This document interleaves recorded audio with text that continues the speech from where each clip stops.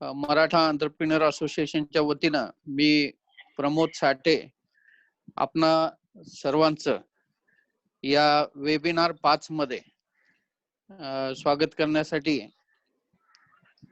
प्रथमतः आपले आजचे जे प्रमुख वक्ते आहेत की जे मूळचे डॉक्टर आहेत, ज्यांनी अभिनेते म्हणून जे काही काम करून सर्वांच्या मनामनात घर केलं, असे संसद रत्न डॉक्टर अमोलजी कोल्हे साहेबांचं मी आजच्या वेबिनार मध्ये प्रथमतः सहर्ष स्वागत करतो.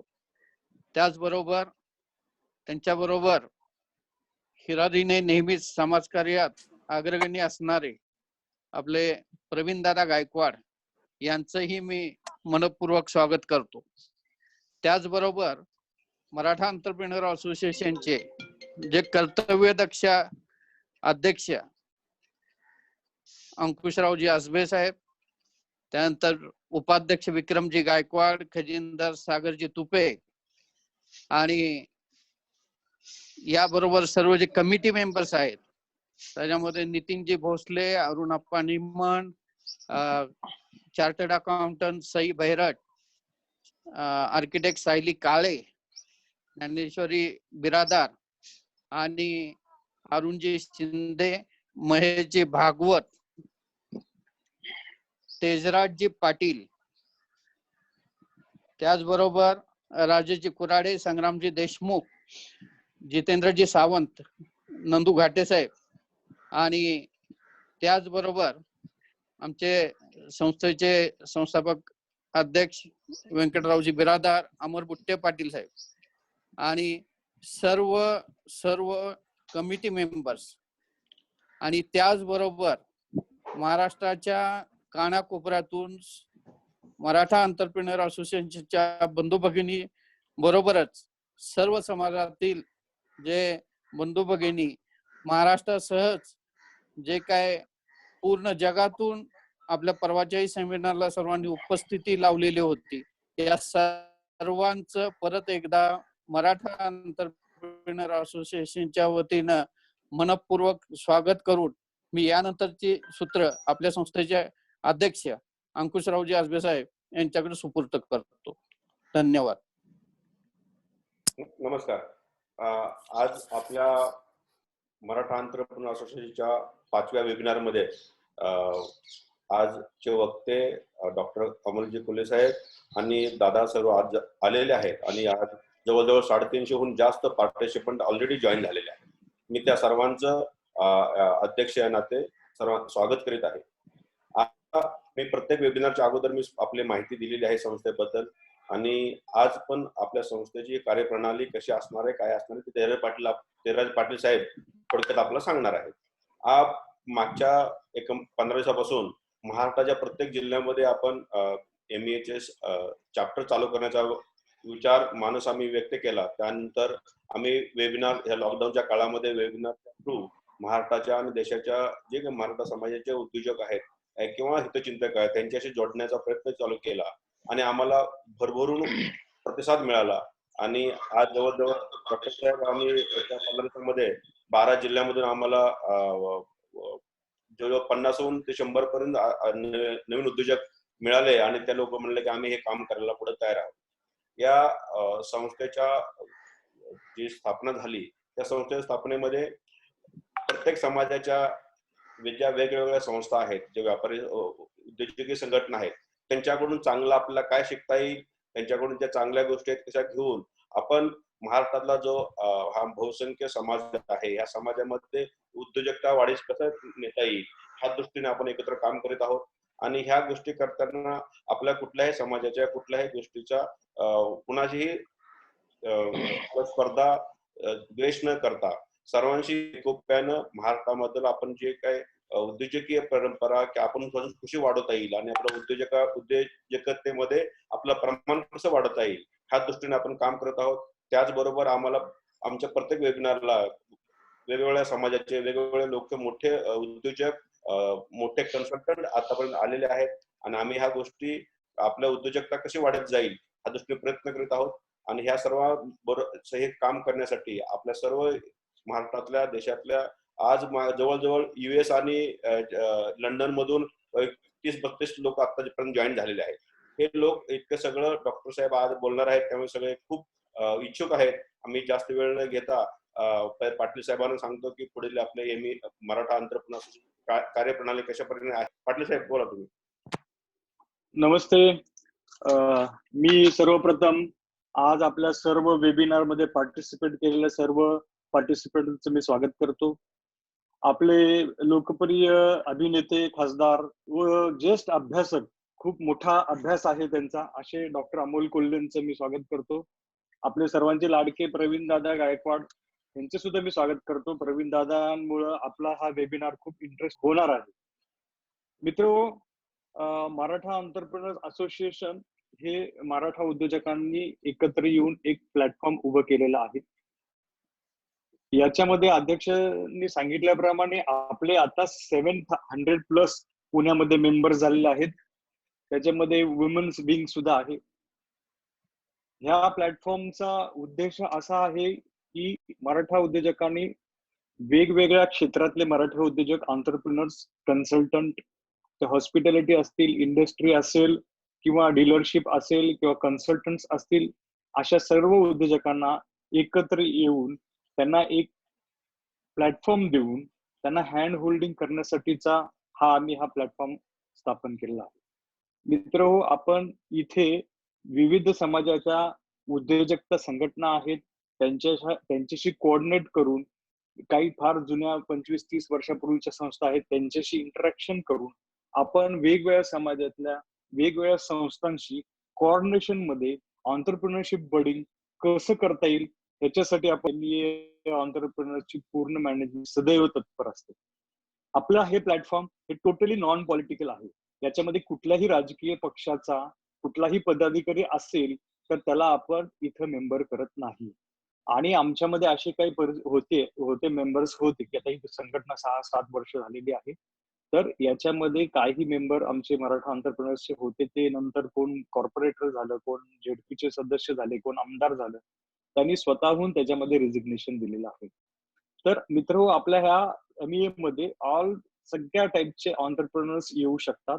याच्यामध्ये फक्त पॉलिटिकली पदाधिकारी असणारे राजकीय पक्षाचे मेंबर व ऍडव्होकेट सध्या आपण घेत नाहीये. मित्र, आपला हा जो MEAचं फंक्शनिंग असं आहे की आपण वेगवेगळ्या कमिटीज फॉर्म केल्या आहेत. त्याच्यामध्ये फिनान्स कमिटी आहे, इव्हेंट कमिटी आहे, स्पोर्ट्स कमिटी आहे, वेगवेगळे इश्यूज येतात त्याच्यासाठी आहे, फायनान्स आहे, स्टडी टूर आहे. अशा वेगवेगळ्या कमिटीज फॉर्म करून आपण प्रोफेशनली ह्या सध्या प्रत्येक गोष्टीचा आपण ऍड्रेस याच्यामध्ये करतो. याच्यामध्ये आपण जर वर्षामध्ये 12 ते 15 आपण इव्हेंट्स, सेमिनार्स घेतो. त्याच्यामध्ये आपण बिझनेस आणि लाईफ कोच येतात, आपल्याला मार्गदर्शन करतात. फिनान्शियल एक्सपर्ट्स असतात वेगवेगळ्या ठिकाणी. आता नोटबंदी झाली, GST झाले, वेगवेगळे जे काय नवीन सर्क्युलर येतात, नवीन गव्हर्नमेंटच्या पॉलिसी येतात, त्याच्यावरती डायरेक्टली बिझनेसना इम्पॅक्ट होईल अशा गोष्टींवरती आपण एक्सपर्ट्स बोलवतो आणि त्यांच्याशी इंटरॅक्शन करतो. आणि आपल्याला आपल्या MEA थ्रू तो रिसोर्सेस कायम आपल्यासाठी अवेलेबल असतात. वर्षातून आम्ही एक फॅमिली गेट टुगेदर करतो आणि एक स्पोर्ट्स इव्हेंट्स पण असतो. 2 स्पोर्ट्स इव्हेंट असतात, मेल आणि वुमन्स पण असतो. याच्यामुळे या स्पोर्ट्स इव्हेंटमुळे सर्व एंटरप्रेन्योर्स एकमेकांचे मित्र झालेले आहेत आणि ह्या मित्रत्वाच्या नात्यातून एक कॉन्फिडन्स लेवल वाढलेली आहे व सगळ्यांना बिझनेस नेटवर्किंग आणि कनेक्टिव्हिटीसाठी खूप मोठा उपयोग झाला आहे. ह्या ऍक्टिव्हिटीजचा आपल्या बिझनेसमध्ये कनेक्टिव्हिटी आणि कोलॅबोरेशन कसं करायचं ह्यासाठी MEA सगळ्यांना आपल्या हँड होल्ड करते. MEAचा ह्या सगळ्या फंक्शनिंग मधला मेन उद्देश आहे sharing of knowledge, network sharing आणि रिसोर्स शेअरिंग. नॉलेज मध्ये एक्झिस्टिंग बिझनेस मध्ये ज्याचा बिझनेस असेल आणि त्या क्षेत्रामध्ये जर नवीन उद्योजकाला यायचं असेल तर त्या क्षेत्रातले आपले MEAतले सिनियर मेंबर्स त्या नवीन मेंबर्सना गाईड करतात. नेटवर्किंग मध्ये त्या संदर्भातल्या लागणाऱ्या जे काही वेगवेगळे विविध कन्सल्टंट आहेत, वेगवेगळे विविध परवानग्या आहेत, शासकीय परवानग्या असतील किंवा शासकीय रेग्युलेशन्स असतील, त्याच्यामध्ये होणारे मॉडिफिकेशन असतील, हे याच्यामध्ये आपण शेअर करतो. आणि रिसोर्सेस मध्ये बँकिंग पासूनच्या सगळ्या गोष्टींमध्ये आपण त्यांना गायडन्स देतो. ह्या सगळ्याचे बेनिफिट्स असे झालेले आहेत की हे जे नवीन तरुण उद्योजक होते, आता हनुमंतराव गायकवाड सर परवा येऊन गेले, सतीश मगर दादा येत आहेत आपल्याकडे, जगदीश कदम आहेत, वेगवेगळे विविध उद्योजक आहेत.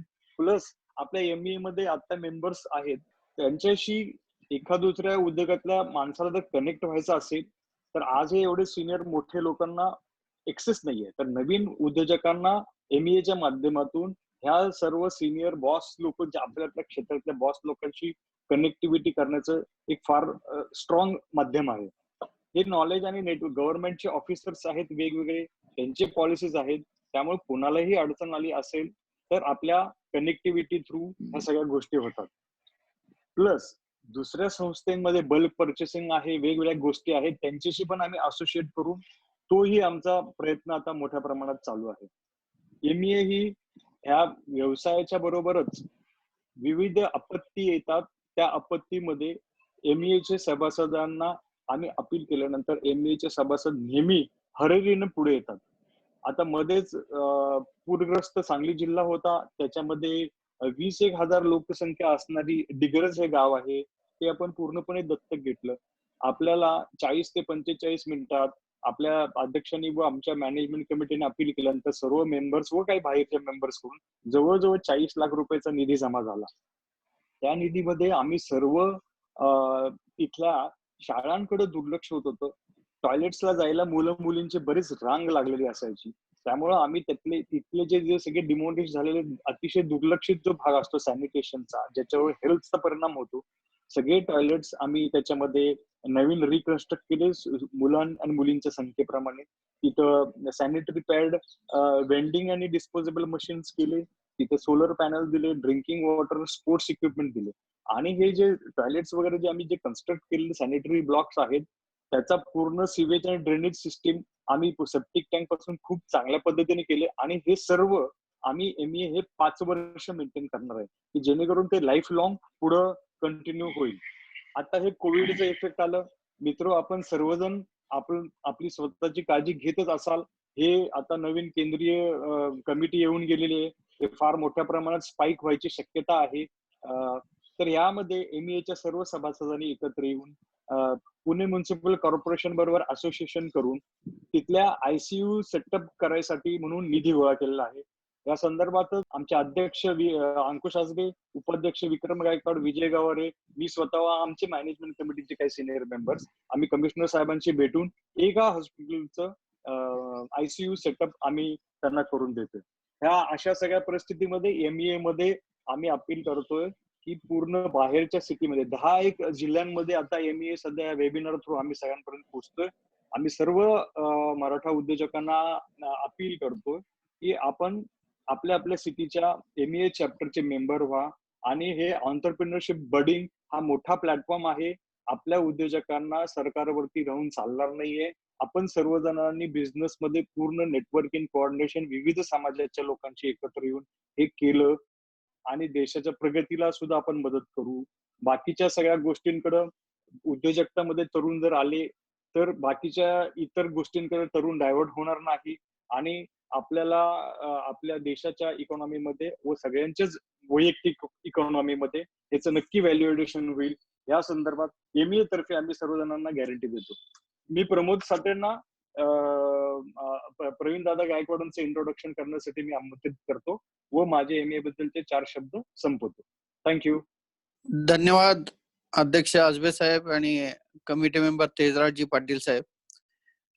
प्रथमतः पॅनलिस्ट मध्ये समाविष्ट असणारे चार्टर्ड अकाउंटंट आनंदजी गावडे साहेब, धनंजय वाळके साहेब आणि गणेश माने देशमुखांचं ही मी स्वागत करतो. आणि जसं तेजराजी पाटील साहेबांनी सांगितल्याप्रमाणे डॉक्टर साहेब आपल्याकडे जे काही विविध क्षेत्रातील विविध समाजातील जे काही तज्ञ आहेत, डॉक्टर अच्युतराव गुडबोले असतील किंवा डॉक्टर गिरीजी जाकुटिया असतील आणि त्याचबरोबर दुबई स्थित असणारे परिमल मर्चंट यांच्याबरोबरच जे बँकिंग क्षेत्रातले तज्ञ आहेत विद्याधर अणस्कर साहेब यांचे असं अनेक जणांचं मार्गदर्शन आम्हाला नेहमीच मिळत आलेलं आहे. आता या कार्यक्रमासाठी मी प्रवीणदादा गायकवाडांची ओळख करून देणं हे उचित ठरणार नाही की ज्यांना पूर्ण महाराष्ट्र प्रथम पासून ओळखतो, की जे अत्यंत एक सामाजिक कार्यकर्ते म्हणून ओळखले जातात. तसे स्वतः प्रवीणदादा गायकवाड हे सिव्हिल इंजिनियर आहेत आणि प्रथम पासूनच त्यांनी समाजाला एवढं वाहून घेतलंय की ते फार अतिशय एक वेगळ्या पद्धतीनं प्रथम पासूनच एक संभाजी ब्रिगेडचं काम करतात.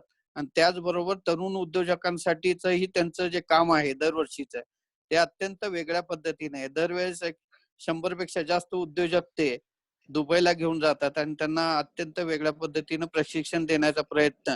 आपण सर्वजण त्यांना विविध अंगाने ओळखताच आहात. तरी मी प्रवीणदादा गायकवाडांचं स्वागत करून आजच्या वेबिनार मध्ये आमंत्रित करतोय. धन्यवाद. जय जिजाऊ. डॉक्टर साहेब, आज आपल्या कार्यक्रमामध्ये प्रमुख पाहुणे आहेत. डॉक्टर अमोल कोल्हे नाव म्हटलं की महाराष्ट्रामध्ये आणि देशामध्ये काही वेगळी ओळख करून द्यायची खरं तर गरज नाहीये.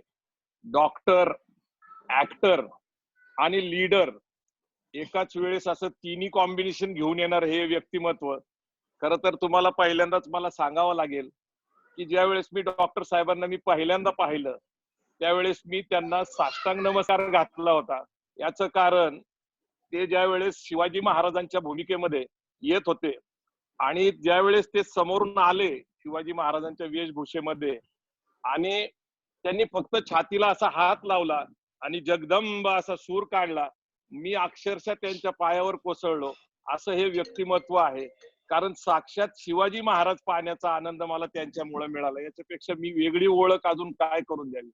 तरी पण संभाजी महाराजांवरच त्यांचं 15 वर्षापूर्वी आलेलं नाटक हे बालगंधर्वला मी पहिल्यांदा पाहिलं आणि खऱ्या अर्थाने संभाजी महाराजांबाबतीत एक पॅशनेट व्यक्तिमत्व आपण ज्याला म्हणतो, ज्याला म्हणजे संभाजी महाराजांचं जीवन जगणारं व्यक्तिमत्व म्हणून मी खऱ्या अर्थाने डॉक्टर अमोल कोल्हेजींकडे बघतो.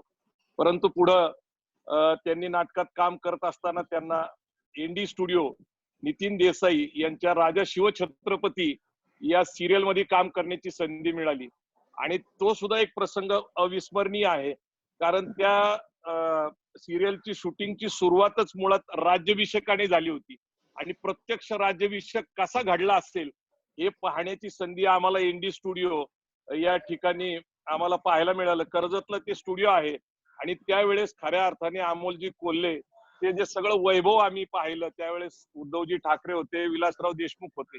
त्यामुळं छत्रपती शिवाजी महाराज, छत्रपती संभाजी महाराज यांची भूमिका करता करता राज्याच्या राजकारणामध्ये त्यांचा प्रवेश झाला आणि दिल्लीच्या राजकारणामध्ये पार्लिमेंटमध्ये ते गेले एमपी म्हणून.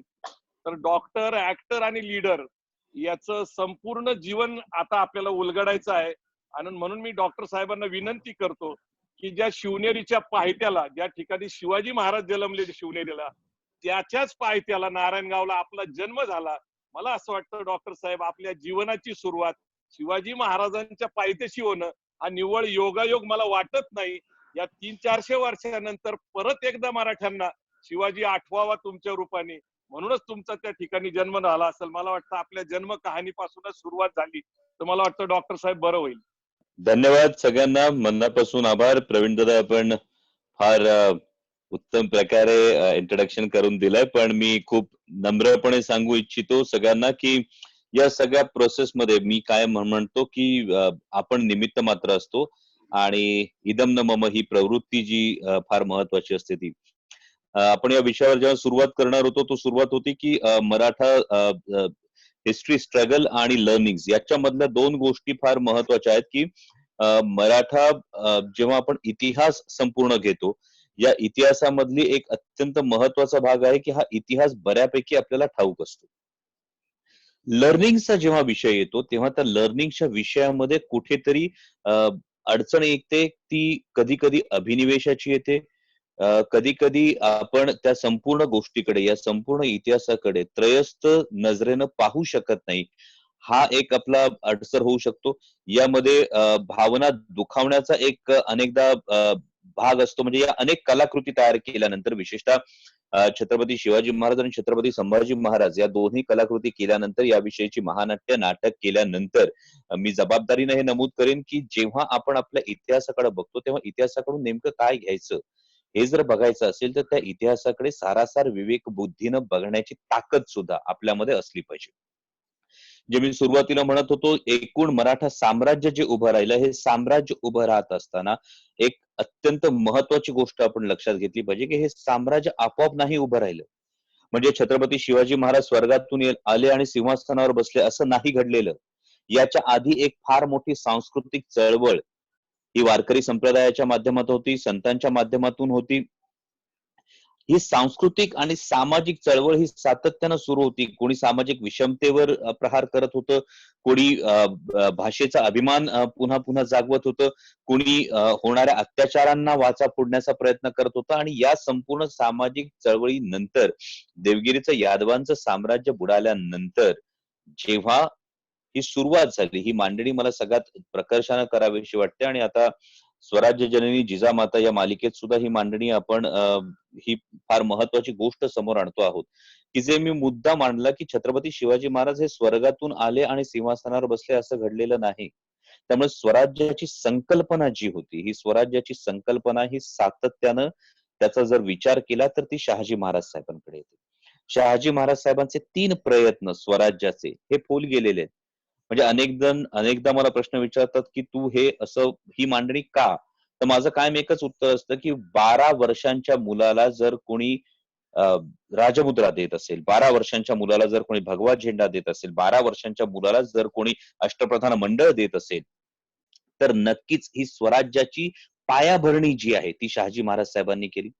त्यानंतर स्थापना ही शिवाजी महाराजांनी केली आणि त्यानंतर छत्रपती संभाजी महाराजांनी स्वराज्याचं रक्षण केलं. त्यामुळे स्वराज्य संकल्पक, स्वराज्य संस्थापक आणि स्वराज्य रक्षक या गोष्टी या अगदी थेट आहेत. आणि मग त्यानंतर अनेक जण प्रश्न विचारतात की मग नेमकं राष्ट्रमाता जिजाऊ माँसाहेबांचं यामधलं स्थान काय? तर ही माझी मांडणी, कारण मला वाटतं मगाशी कोणीतरी संदीपजी तुम्हीच ओळख करून देत असताना सांगितलं अभ्यासक. मी अभ्यासक खरंच नाही. अभ्यास किंवा इतिहासाचा संशोधक वगैरे या गोष्टी खूप दूर आहेत. जे काही समजतं ते मांडण्याचा माझा एक प्रयत्न असतो आणि त्यामधली एक महत्वाची मांडणी मला वाटतं राष्ट्रमाता जिजाऊ माँसाहेबांचं सगळ्यात मोठं योगदान जर काही असेल तर ते योगदान म्हणजे छत्रपती शिवाजी महाराजांच्या स्वराज्याला दिलेलं नैतिक अधिष्ठान. कारण महाराजांपेक्षा फार मोठा आकारमान असलेली अनेक राज्य पृथ्वीच्या पाठीवर होऊन गेली. महाराजांपेक्षा वैभवानं फार मोठी असलेली राज्य पृथ्वीच्या पाठीवर होऊन गेली. तरी सुद्धा 350 वर्षांनंतर आज एकाच राजाचं नाव घेतलं की आपला ऊर अभिमानानं भरून येतो, ते म्हणजे छत्रपती शिवाजी महाराज. आणि याचं फार महत्वाचं जे कारण आहे, हे महत्वाचं कारण म्हणजे या स्वराज्याला असणारं नैतिक अधिष्ठान.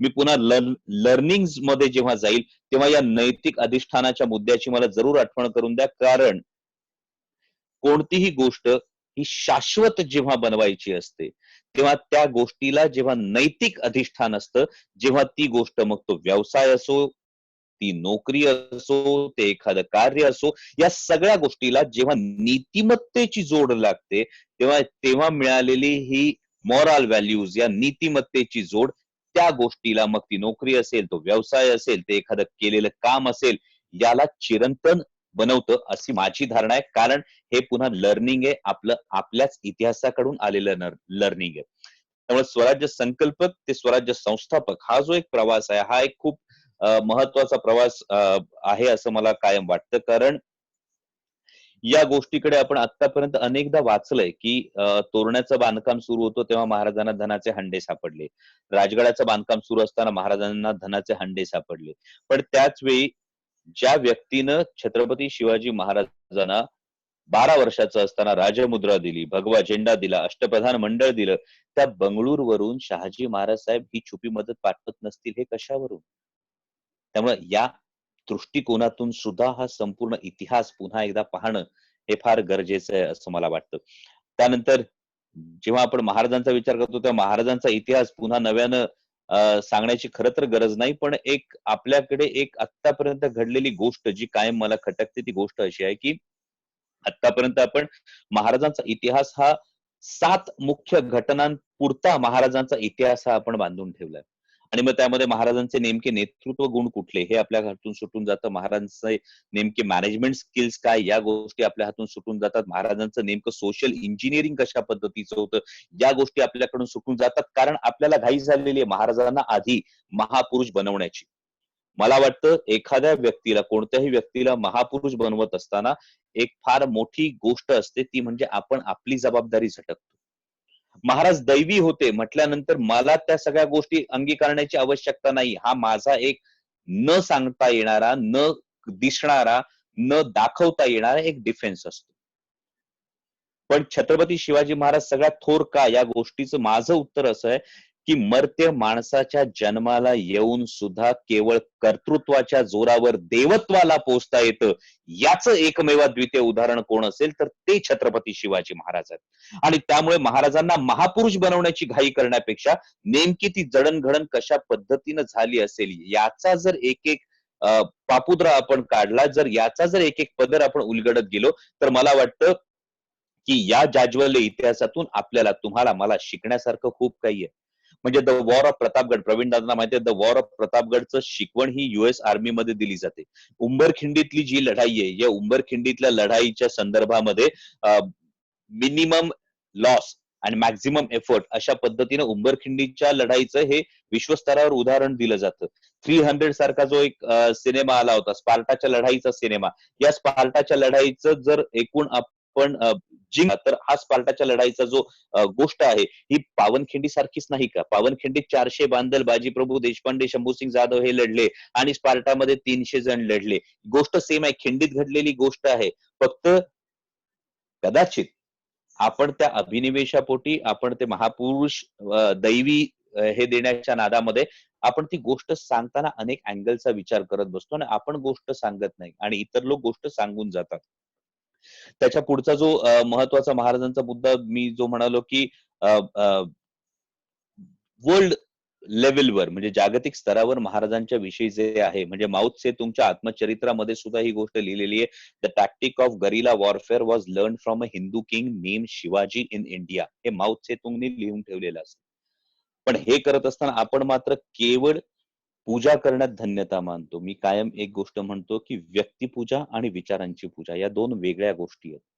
जर आपण व्यक्तिपूजा केली तर आपण त्या व्यक्तीच्या विचारांचा पराभव करत असतो आणि जर आपण विचारांची पूजा केली तर आपण त्या व्यक्तीचे विचार हे पुढच्या पिढीपर्यंत पोहोचवतच असतो. पण त्या व्यक्तीचा जो एक विचार करण्याची शक्ती आहे, त्या व्यक्तीचा पराभव होणार नाही याची आपण स्वतः एक ती काळजी घेत असतो. आणि मला वाटतं कोणत्याही महापुरुषाच्या बाबतीमध्ये त्यांच्या विचारांची पूजा केली जाणं हे सगळ्यात जास्त महत्वाची गोष्ट आहे असं म्हटलं तर वावगं ठरणार नाही. आता साधी गोष्ट बघा, आताच्या लॉकडाऊनच्या काळामध्ये हे उदाहरण मी अनेक ठिकाणी दिलंय की आज जवळपास 1 महिना लॉकडाऊन उलटून गेलाय. तुम्ही मी सगळेजण खरं तर काही जण कंटाळलेले आहेत, अनेकदा अनेक जणांचे फोन येतात, काही जण नैराश्य काही जणांना आलंय, पुढची चिंता अनेकांना वाटायला लागलेली आहे.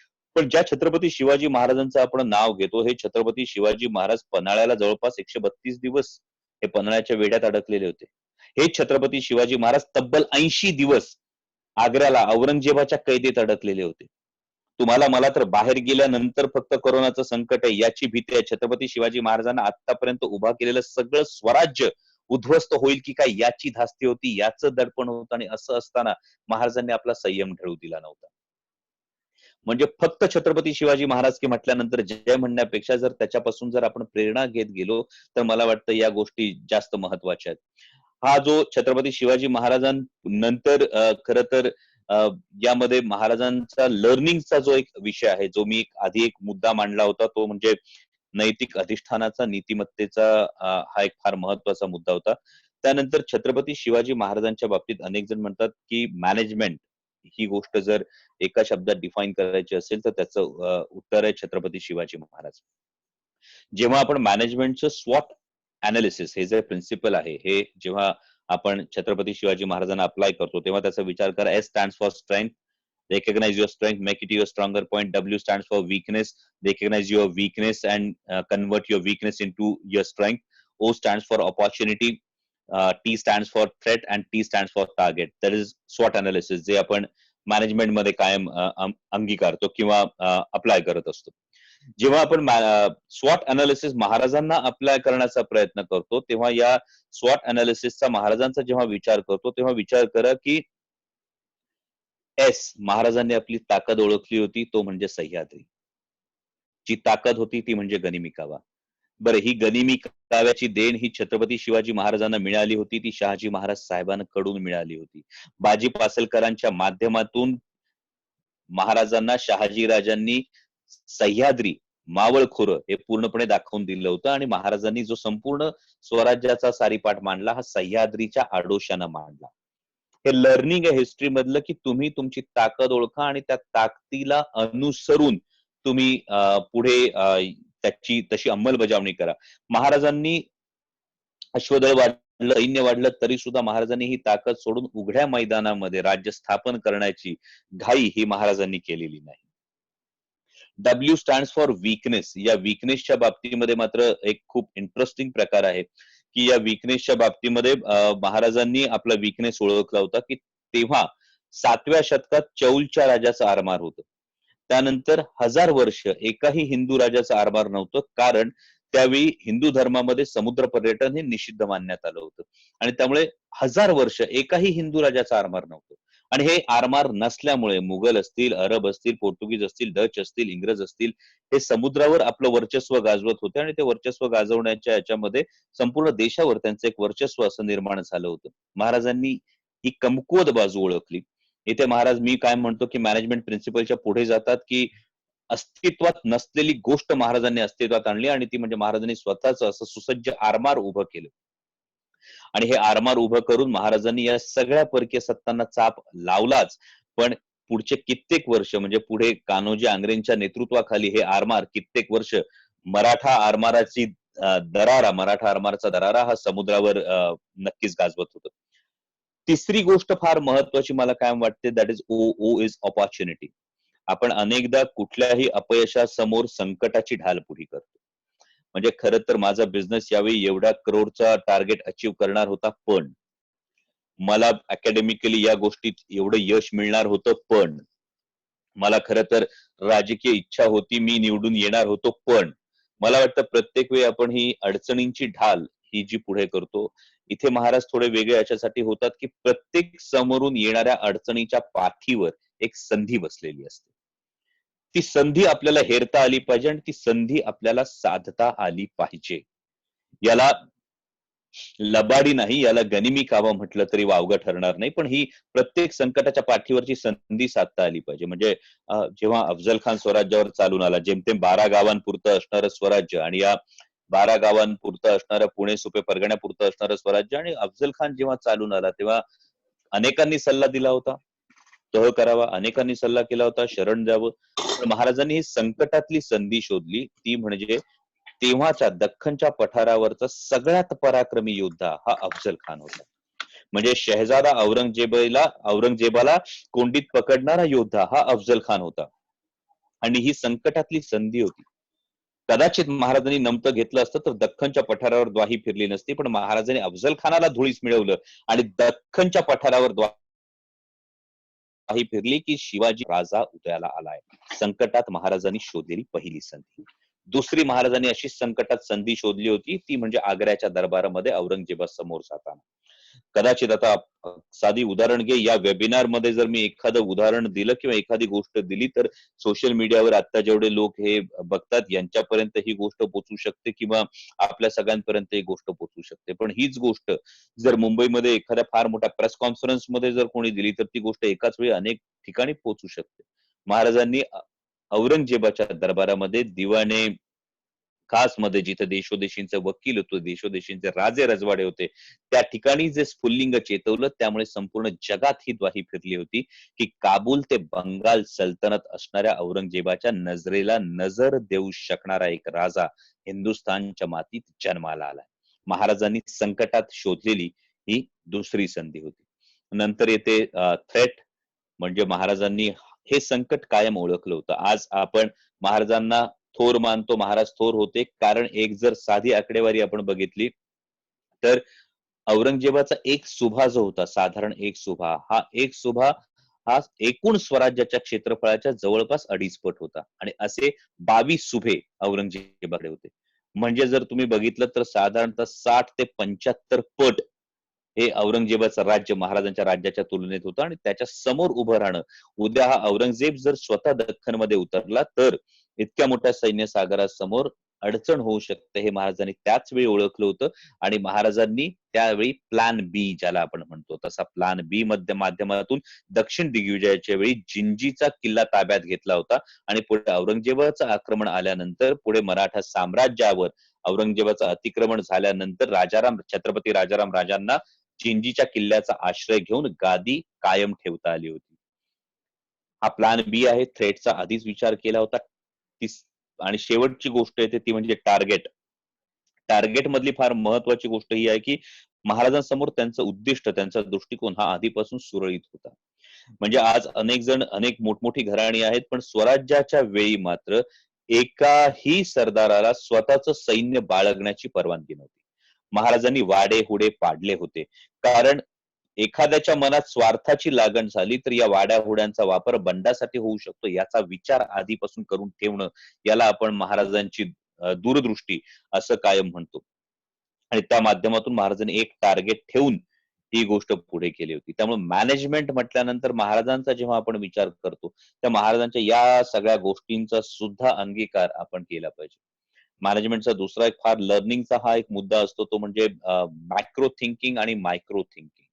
म्हणजे एकीकडे मी आता जे उदाहरण दिलं की जिंजीला एक किल्ला हातात घेणं उद्या औरंगजेब येईल याचाही विचार नेतृत्वानं करावा लागतो आणि महाराजांच्या आज्ञापत्र तुमच्या माझ्या सगळ्यांच्या लक्षात आहे ते म्हणजे तेलाच्या मिशानं उंदीर वाती पळवतील आणि पेटत्या वातीनं गवताच्या गंजीला आग लागली तर पडत्या पाऊस काळात जनावरांना चारा उपलब्ध होणार नाही. याचं मायक्रो थिंकिंग सुद्धा म्हणजे तेलाच्या आमिषानं उंदरानं जर पेटती वात पळवून नेली तर गवताच्या गंजीला आग लागेल आणि जनावरांची उपासमार होईल. एवढा बारकाईचा विचार सुद्धा याला मायक्रो थिंकिंग असं आपण म्हणतो. हे मायक्रो थिंकिंग सुद्धा नेतृत्वाला करावं लागतं. तुम्ही सगळे जेव्हा एंटरप्रेनर्स आहात तेव्हा बिंग अन एंटरप्रेनर याच्यामधली एक सगळ्यात महत्वाची गोष्ट मला अशी वाटते ती म्हणजे an entrepreneur should be a leader. He has to lead his business, he has to lead his empire आणि ते करत असताना जसं आपण मॅक्रो थिंकिंग करतो त्याच मायक्रो थिंकिंग सुद्धा आपण जर केलं किंवा हे माझं काम नाही हे ज्या क्षणी आपण म्हणतो त्या क्षणी आपण एक फट तयार करतो आणि एकदा दरवाजाला फट सुरू झाली की त्यामधून त्याचं कधी भगदाड पडेल हे सांगता येत नाही. त्यामुळे मायक्रो थिंकिंग आणि मायक्रो थिंकिंग या दोन्ही गोष्टी तितक्याच गरजेच्या आहेत. पुढचा एक फार महत्वाचा मुद्दा मगाशी तेजाजी आपण MEA जेव्हा संपूर्ण कार्यकक्षा सांगत होता तेव्हा मला ती गोष्ट फार आवडली आणि ती होती की हँड होल्डिंग. हँड होल्डिंग मध्ये मला माझ्या कॉलेजच्या दिवस आठवले ते म्हणजे GS मेडिकल कॉलेज किंवा KEM हॉस्पिटल मुंबईमध्ये आम्हाला एक शिदोरी नावाचा एक प्रकार असायचा आणि या शिदोरी नावाच्या याच्यामध्ये जे नवीन विद्यार्थी हे कॉलेजमध्ये यायचे त्यांच्यासाठी एक केअरटेकर म्हणून 2 बॅच सिनियर एक विद्यार्थी त्यांना जोडून दिला जायचा. ही शिदोरी म्हणजे अशासाठी असायची की कॉलेजमध्ये नवीन आलेल्या विद्यार्थ्याला तो गांगरून जाऊ नये आणि त्याला ज्या गोष्टींची माहिती असायला हवी त्या गोष्टींच्या माहितीप्रमाणे ही गोष्ट असावी. एका प्रकारचं ते हँड होल्डिंग होतं आणि माझ्या अनुभवावरून सांगतो त्या हँड होल्डिंगचा त्या गांगरण्याच्या काळामध्ये प्रचंड फायदा होत होता. आणि मला वाटतं की तुमचं MEAचं हे काम या पद्धतीचं हँड होल्डिंग हेच अनेकांना अशा पद्धतीने मदत करू शकतं. आणि शेवटच्या मुद्द्याकडे मी येतो तो म्हणजे सोशल इंजिनिअरिंग. महाराजांचा सोशल इंजिनिअरिंग मधला एक फार महत्वाचा मुद्दा आहे. हा महत्वाचा मुद्दा मी मागे एकदा संसदेमध्ये बोलत असताना हा मुद्दा मी मांडून संसदेमध्ये सुद्धा हा मुद्दा मी मांडला होता. तो म्हणजे मी जन्माला येताना कोणत्या जातीत कोणत्या प्रांतात कोणत्या पंथात जन्माला येणार हे नक्कीच माझ्या हातात नाही. त्यामुळे आपल्याकडे 2 पर्याय आहेत. एक म्हणजे मी अमुक जातीत अमुक पंथात अमुक प्रांतात अमुक राज्यात जन्माला याचं न्यूनगंड किंवा अहंकार बाळगणं आणि दुसरा पर्याय आहे मी कोणत्याही जातीत कोणत्याही धर्मात कोणत्याही पंथात कोणत्याही प्रांतात जन्माला आलो तरी माझ्या कर्तृत्वानं माझं व्यक्तिमत्व अशा ठिकाणी अशा उंचीवर नेऊन ठेवेल की माझा माझ्या जातीला माझा माझ्या धर्माला माझा माझ्या पंथाला माझा माझ्या प्रांताला आणि माझा माझ्या राष्ट्राला अभिमान वाटला पाहिजे. मला वाटतं जेव्हा आपण दुसरा पर्याय निवडतो तेव्हा आपण महाराजांचे मावळे आहोत हे म्हणण्याची पात्रता ही नकळत आपल्या प्रत्येकाच्या अंगी आलेली असते. महाराजांचं आपण जर सोशल इंजिनिअरिंग बघितलं तर त्यांच्या एकूण अष्टप्रधान मंडळावर आपण जेव्हा नजर टाकतो तेव्हा त्या अष्टप्रधान मंडळामध्ये वेगवेगळ्या जातींची 18 पगड जातींची माणसं आहेत आणि या 18 पगड जातींच्या माणसांना एकत्र घेऊन त्यांना एका विधायक कार्याला जोडणं, या 18 पगड जातीच्या माणसांना एकत्र आणून एका धाग्यात ओवून त्यांना स्वराज्याचं एक विधायक कार्य प्रत्येकाच्या हाती सोपवलं होतं. मला वाटतं याच्यापेक्षा दुसरं सोशल इंजिनिअरिंगचं अद्वितीय उदाहरण त्या काळात 17व्या शतकात दुसरं कुठलं असणार नाही. छत्रपती संभाजी महाराजांच्या विषयी म्हणाल तर छत्रपती संभाजी महाराज जसं मगाशी प्रवीण दादा म्हणाले तसा एक तो अत्यंत जिव्हाळ्याचा, अत्यंत आत्मीयतेचा एक असा विषय होता. कारण जेव्हा सुरुवात झाली, जसं दादा म्हणाले की शिवनेरीच्या मातीमध्ये खरं तर नारायणगावला जुन्नर तालुक्यामध्ये जन्म झाला आणि नशिबाने मी असं म्हटलं तर वावगं ठरणार नाही, कारण पाठ्यपुस्तकातून महाराज भेटण्याच्या आधीच महाराजांची जुन्नर तालुक्यातल्या मुलांची लगेच ओळख होते. कारण तेव्हा कोणी पाहुणे आले की शिवनेरीला जाणं, शिवनेरीचं दर्शन घेणं ही महत्वाची गोष्ट होती आणि त्यावेळी वडील इरिगेशन मध्ये कामाला होते आणि इरिगेशन डिपार्टमेंट असताना वडजला वडिलांची पोस्टिंग होती आणि त्यामुळे येताना वडिलांबरोबर गाडीवर येत असताना मला आठवतं की दादा पुढे बुलेटच्या टाकीवर बसलेला असायचा आणि मी आईच्या मांडीवर बसलेला असायचो आणि आई अगदी आवर्जून मधून जाताना सांगायची, ते उलट्या जहाजासारखा दिसतोय ना तो शिवनेरी. किती कळत होतं किती नाही माहित नाही, पण उलट्या जहाजासारखा जो डोंगर आपल्या इथं दिसतो तो शिवनेरी, हे अगदी बालवयात पहिल्यांदा कळलं होतं. आणि शिवनेरीवर पहिल्यांदा गेल्यानंतर जो बाल शिवबा आणि जिजाऊ साहेबांचा पुतळा पाहिल्यानंतर एक अनामिक आकर्षण निर्माण झालं होतं की पुतळे अनेक बघायला मिळतात, पण ज्या माणसाचा इतक्या लहानपणीच पुतळा असू शकतो, हे काहीतरी वेगळं रसायन असेल. हे पुस्तकातून महाराज भेटण्याआधी कदाचित मनावर याचं गारूड झालं होतं. आणि आता खर तर हा राजकीय प्लॅटफॉर्म नाहीये, पण हे खरं तर अभिमानानं सांगण्याची जी गोष्ट आहे, जो बाल शिवबा आणि राष्ट्रमाता जिजाऊ साहेबांचा जो पुतळा होता, या मागच्या शिवजयंतीला महाराष्ट्र राज्याच्या सन्माननीय उपमुख्यमंत्री महोदयांनी आमच्या विनंतीवरून शिवसंस्कार सृष्टी ही जुन्नर मध्ये करण्याची घोषणा केलेली आहे आणि त्याचा आराखडा हा तयार करण्याचं काम सुरू आहे. मला वाटतं त्या पुतळ्यानं जी लहानपणापासून प्रेरणा दिली त्याचा कुठेतरी एक वर्तुळ पूर्ण करण्याची संधी ती या निमित्तानं मिळते. आणि छत्रपती संभाजी महाराजांच्या विषयी म्हणत असाल तर तो नक्कीच एक उफाळून येणं होतं. कारण सातत्यानं असं वाटत होतं की महाराजांविषयी सगळेजण बोलतात, महाराजांविषयी सगळेजण आदरानं सांगतात, पण छत्रपती संभाजी महाराजांचा मात्र विषय आला की वेगवेगळी मतांतर त्याच्याविषयी असू लागतात. आणि म्हणून ही एक कलाकृती करायची किंवा या पद्धतीनं काहीतरी करायचं हे सातत्यानं मनात होतं. 9 वर्ष, तब्बल 9 वर्ष, म्हणजे राजा शिवछत्रपतीचा जो आता दादांनी उल्लेख केला, त्या राजा शिवछत्रपती मालिकेत जेव्हा सुप्रसिद्ध कला दिग्दर्शक आणि त्या मालिकेचे निर्माते नितीन चंद्रकांत देसाई यांनी माझी निवड झाली हे सांगितलं होतं, त्यानंतर आज खरं तर हे सांगताना हसू येतं, पण त्यावेळी मी हात जोडून त्यांना विनंती केली होती की दादा मला खरंच इच्छा नाही, कारण मला छत्रपती संभाजी महाराजांची भूमिका करायची.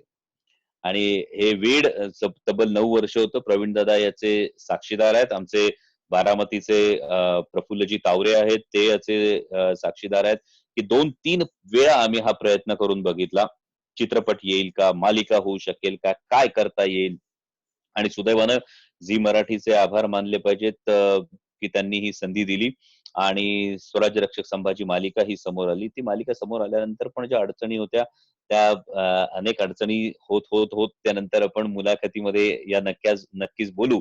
पण एक मला वाटतं आंत्रप्रिनर या दृष्टीनं या मालिकेनंच इतकं काही शिकवलं की मला वाटतं प्रवीण दादा हा एक नक्कीच योगायोग आहे की मराठा आंत्रप्रिनर्सशी मला संवाद साधायला मिळतोय आणि आंत्रप्रिनर होण्याचा जो पहिला टप्पा होता तो मला वाटतं हिंदुस्थानाच्या इतिहासातल्या एकमेव angry young man Chhatrapati Sambhaji महाराजांच्या मालिकेच्या माध्यमातून ही गोष्ट समोर आली होती. आणि हा प्रवास आता अजून असा सुरू ठेवण्याचा विचार आहे, कारण आपण शिवप्रताप या नावानं पुन्हा 3 सिनेमे करतो आहोत छत्रपती शिवाजी महाराजांच्या एकूण जीवन चरित्रावर. पहिला टप्पा हा शिवप्रताप वाघनख आहे, ज्यामध्ये अफजल खान वधाचा वेगवेगळ्या बाजूने धांडोळा घेतो. दुसरा हा वचपा हा आहे आणि तिसरा जो प्रोजेक्ट आहे तो गरुड झेप हा प्रोजेक्ट आहे. शिवप्रताप या माध्यमातून हे 3 सिनेमे आपण सिरीजने करतो आहोत, कारण पुन्हा एक झेप घेण्याचा हा प्रकार आहे. कारण जर हॅरी पॉटरचे अनेक भाग येतात, जर मिशन इम्पॉसिबलचा मला वाटतं आता 7वा भाग काहीतरी येतोय, हे सगळं येतं.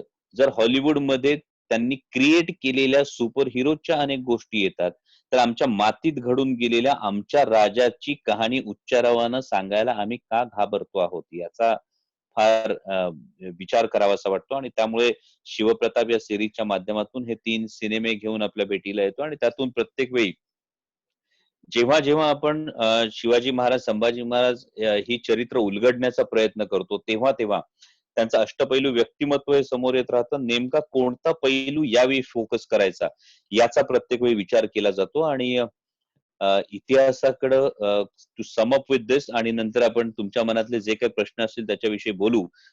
जस्ट टू सम अप, मला एवढंच सगळ्यांना विनंती करायची की इतिहासाकडून जर आपल्याला शिकायचं असेल तर आधी इतिहासाला प्रश्न विचारण्याची सुद्धा तयारी ठेवायला लागेल. जोपर्यंत आपण इतिहासाला प्रश्न विचारत नाही तोपर्यंत आपल्याला उत्तरं मिळणार नाहीत. आणि जसजसे प्रश्न आपण ओपनली विचारू, यामध्ये कधीही व्यक्तिगत अहंकार किंवा व्यक्तिगत या ईर्षेपोटी या गोष्टी न होता, जर सारासार विचार बुद्धीनं आपण इतिहासाला हे जर प्रश्न विचारत गेले तर आपल्यालाच आजच्या काळातही प्रेरणा मिळणाऱ्या अनेक गोष्टी मिळतील. कारण आजही आपण जर बघत असू तर मी मागेही म्हणालो होतो की इतर ठिकाणी ज्यांचं टीसभर आहे ते त्यांचं हातभर सांगतात, आमच्या राजांची आभाळभर कर्तृत्व आहे ते सांगायला आम्ही कुठेतरी कमी पडतो.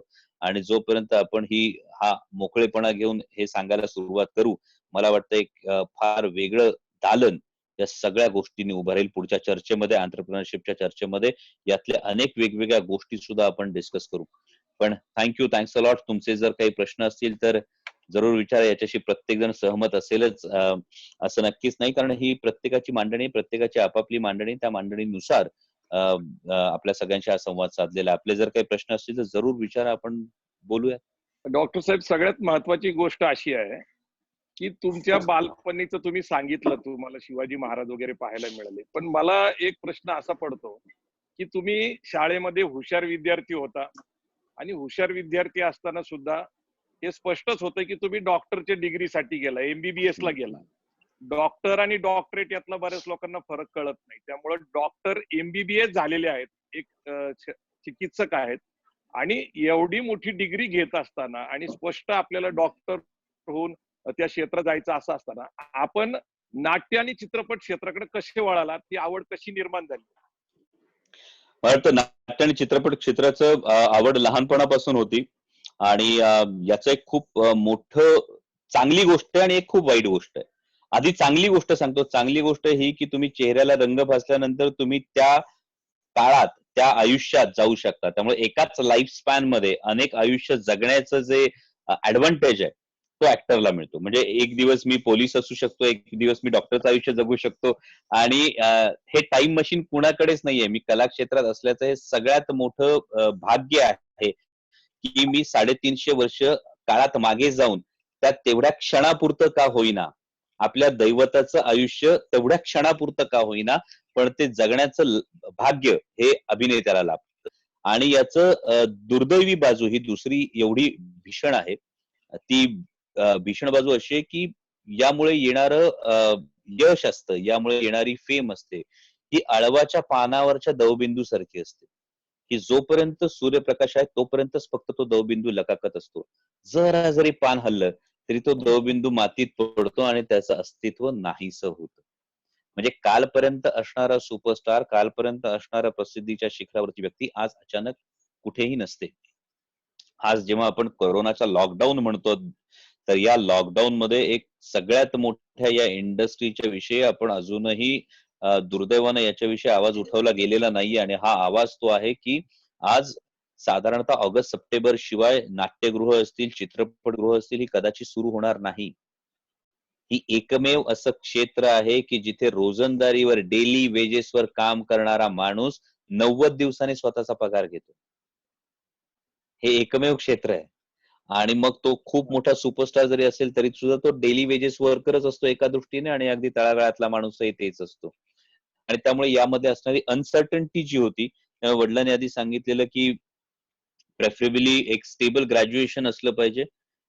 की स्टेबल ग्रॅज्युएशन जर असेल तर आपल्याला करता येतं, आणि त्यामुळे सगळ्यात स्टेबल ग्रॅज्युएशन मेरिटोरियस स्टुडंट होतो. त्यामुळे सगळ्यात स्टेबल ग्रॅज्युएशन जे एमबीबीएस आहे ते मला वाटतं जेव्हा आपला बेस पक्का असतो, जेव्हा आपल्याकडे एक ऑथॉरिटी असते, आपल्या शिक्षणामुळे जी ऑथॉरिटी येते, जेव्हा जेव्हा आपला बेस पक्का असतो तेव्हा तेव्हा आपल्याकडे नकार देण्याची कुवत असते. आणि कोणत्याही कामाला पडेल ते काम स्वीकारण्यापेक्षा हवं ते काम करण्याचं स्वातंत्र्य हे या शिक्षणामुळे मिळालं. त्यामुळे आधी एज्युकेशन कम्प्लीट केलं, एमबीबीएस कम्प्लीट केलं, आणि मग पूर्ण वेळ या कला क्षेत्राकडे वळलो. डॉक्टर साहेब, असं नाही वाटत का की आपल्या पत्नी, म्हणजे आपण नेहमी म्हणतो की एक स्त्री एका यशस्वी पुरुषाच्या मागे असते, त्या तुमच्या मागे काम करतायत केएम हॉस्पिटलमध्ये आज सुद्धा करोनाच्या काळामध्ये, तो धोका पत्करून त्या तुमच्या मागे उभा आहेत. तसंच ते तुम्ही चित्रपटात जात असताना ऐतिहासिक भूमिका जर तसं म्हटलं तर फार धोकादायक असतात, कारण रामाची भूमिका करणारा अरुण गोविल परत कधीच दिसले नाही, किंवा श्रीकृष्णाची भूमिका करणारे नितेश भारद्वाज कधीच दिसले नाही. अशा परिस्थितीमध्ये तुम्ही ऐतिहासिक शिवाजी महाराज, संभाजी महाराज भूमिका करतात, त्यावेळेस आपल्या घरच्यांनी जो पाठिंबा दिला त्याच्याबद्दल जर आम्हाला सांगितलं तर बरं होईल डॉक्टर. कारण आणि हा अवघड घरच्यांचा काळ पाठिंबा होता. तर नक्कीच दादा, हा एक घरच्यांचा पाठिंबा ही अत्यंत महत्वाची गोष्ट होती. आणि सगळ्यात आधी आई वडिलांचं एक फार मोठं याच्यामध्ये क्रेडिट हे आहे की आपण जे म्हणता की या भूमिकांसारखं आपण दिसणं, याच्यामध्ये माझं क्रेडिट शून्य आहे. ते आई वडिलांची देणगी आहे, म्हणून ते तसा चेहरा मोहरा आपल्याला मिळतो, आणि त्या जीन पूलमुळे तो चेहरा मिळतो. त्यामुळे ते त्यांचं पहिलं क्रेडिट आहे. पण माझ्या वडिलांनी मला एक गोष्ट कायम सांगितली होती, ती म्हणजे आयुष्यातला कुठलाच निर्णय चुकीचा नसतो, फक्त तुमच्यात धमक असली पाहिजे घेतलेला निर्णय बरोबरच होता हे सिद्ध करण्याची. आणि त्यानुसार तो फॉलो करत राहिलो. पत्नीचं म्हणाल तर एका इतक्या अनसर्टन क्षेत्रामध्ये यायला परवानगी देणं, हे खरंच तिचं फार मोठं क्रेडिट आहे. आणि सुदैवानं आतापर्यंत तो निर्णय यशस्वी ठरलेला आहे. पण अशा पद्धतीनं खरं तर मेडिकल कॉलेजमध्ये असताना मेरिटोरियस स्टुडंट होतो, थ्रू आउट डिस्टिंक्शन्स मिळत होती, आणि डिस्टिंक्शन्स मिळत असताना अचानक हा निर्णय घेणं. पण यामध्ये दोन माणसांनी माझ्या आयुष्यात खरंच फार मोठा बदल घडवला. ते म्हणजे एक म्हणजे सुबोल सरकार, प्रसिद्ध नृत्य दिग्दर्शक स्वर्गीय सुबोल सरकारजी, आणि दुसरं म्हणजे डॉक्टर रवी बापट. कारण सुबोलदांनी, मी कायम म्हणतो की आभाळाला हात लागल्यानंतर सुद्धा पाय जमिनीला कसे घट्ट रोवून ठेवायचे हे सुबोलदांनी मला कायम दाखवून दिलं. आणि आपल्या एकाच लाईफ स्पॅन मध्ये किती वेगवेगळ्या गोष्टींना आपण स्पर्श करू शकतो, ही गोष्ट मला कायम डॉक्टर रवी बापटांनी दाखवली. पण पत्नीचं जर आपण योगदान म्हणत असाल, तर जेव्हा नवरा एखाद्या इतक्या अनसर्टन, मला वाटतं सगळ्या एंटरप्रेनर्सला कदाचित याची ही जाणीव असते, तो एक क्षण असतो जेव्हा आपण एक शेवटचा सल्ला विचारत असतो. आपला निर्णय झालेला असतो, कुठेतरी आपण त्या दोलायमान क्षणावर असतो की मी ही सिक्युरिटी म्हणजे गणेश माने देशमुख मला हसताना दिसतात, स्माईल आलेली आहे चेहऱ्यावर. गणेशराव, नक्की हा तुमच्या आयुष्यात हा क्षण येऊन गेलेला असणार आहे की नोकरी सोडलेली असते, कुठेतरी आपण व्यवसाय सुरू करण्याचा विचार असतो, एक ठराविक फिक्स गोष्ट सोडून आपण अनसर्टन फील्ड मध्ये जाण्याचा प्रयत्न करतो. आणि तिथे मला वाटतं तुमच्या लाईफ पार्टनरचा विश्वास हा फार गरजेचा असतो. आणि तो सातत्यानं माझ्या पत्नीने, डॉक्टर अश्विनीनं मला कायम दिला. इतकंच नाही, पण मला अजूनही आठवतं की स्वराज्य रक्षक संभाजी मालिका सुरू होत असताना, मालिका सुरू होत असताना आता मी जिथे राहतो तिथला माझ्या बाजूचा फ्लॅट मी परचेस केला होता. जवळपास I was 70% through the deal.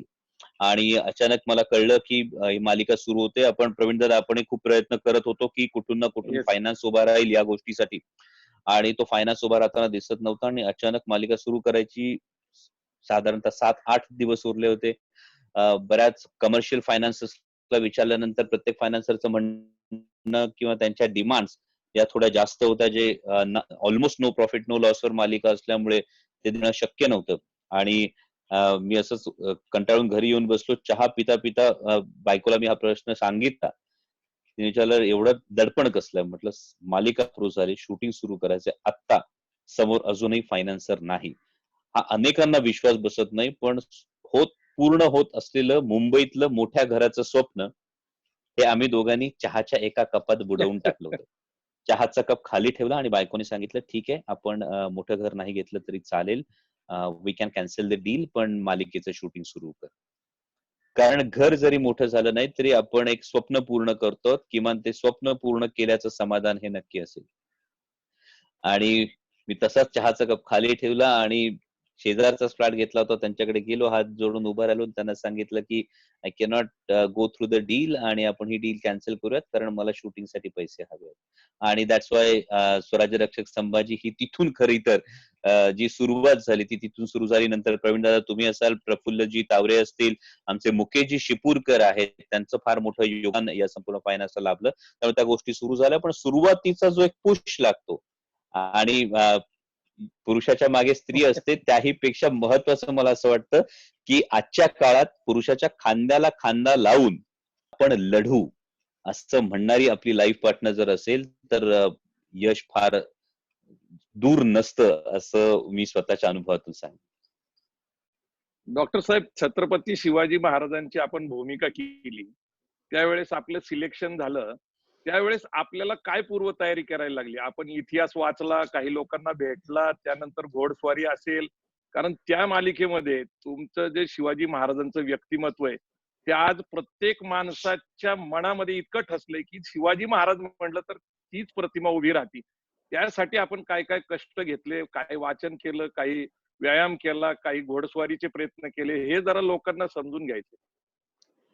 दादा मला असं वाटतं की जेव्हा तुम्ही ऐतिहासिक व्यक्तिरेखा साकारता तेव्हा तुम्ही तुमच्या वैभवशाली इतिहासाचे ब्रँड अँबॅसेडर असता.